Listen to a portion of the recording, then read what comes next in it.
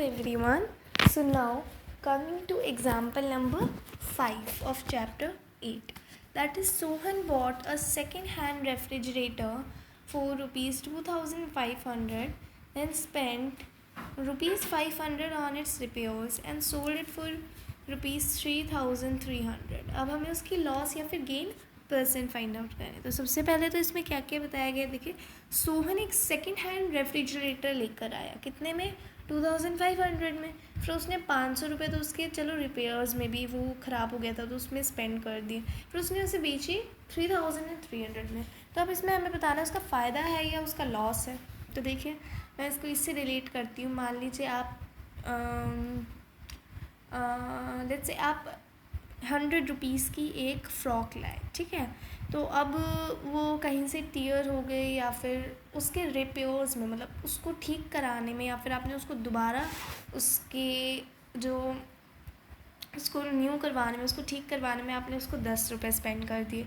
और फिर आपने उसको बेची, आपने उस फ्रॉक को बेची 110 में. तो आपका पूरा का पूरा ओवरऑल आपने उसको कितने उस पर रुपये खर्च किए थे. देखिए, आपने 100 रुपीज़ में तो वो ख़रीदी और 10 रुपये आपने उसके रिपेयर्स में भी कर दिए.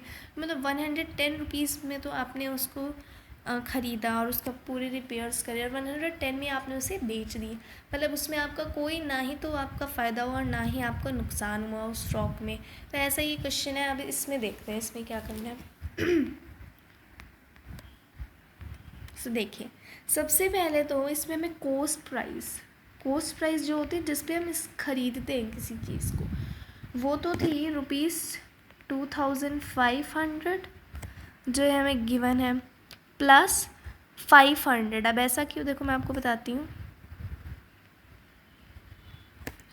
प्लस 500 क्योंकि सोहन रेफ्रिजरेटर 2500 में लाया था.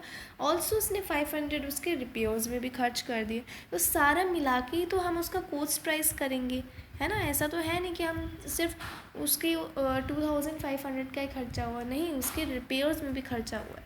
तो जब हम उसको ऐड कर देंगे तो हमारे पास आएगा 3000. मतलब उसने कुल 3000 रुपीज़ उस रेफ्रिजरेटर पे स्पेंड किए. ओके, उसके आगे उसने बेचा कितने में. अब उसका सीपी तो हमें मालूम पड़ गया. देखो, मुझे सिर्फ 1 मिनट दोबारा लिखने दो.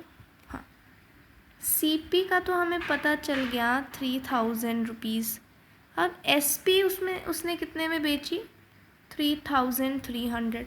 सो अब इसमें प्रॉफिट फाइंड आउट करने के लिए, क्योंकि जो एसपी ज़्यादा है मतलब सेलिंग प्राइस, मतलब बेचने का प्राइस ज़्यादा है ख़रीदने से, तो ऑब्वियसली उसका फ़ायदा हुआ है.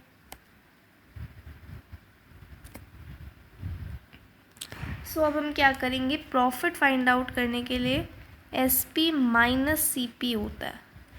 तो हम करेंगे 3300 माइनस 3000, दैट इज़ 300. मतलब उसे 300 रुपीज़ का प्रॉफिट हुआ है. उसे किसी भी रुपीज़ का नुकसान नहीं हुआ है. उसे सिर्फ प्रॉफिट हुआ है, वो भी 300 रुपीज़ का. तो प्रॉफिट परसेंटेज फाइंड आउट करने के लिए हम क्या करेंगे, प्रॉफिट परसेंट फाइंड आउट करने के लिए देखिए, प्रॉफिट परसेंट का फॉर्मूला होता है प्रॉफिट अपॉन सीपी इंटू 100.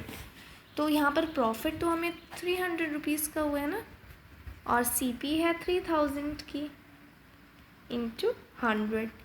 0 से 0 कैंसिल, 0 से 0 कैंसिल, 3 10 30, है ना.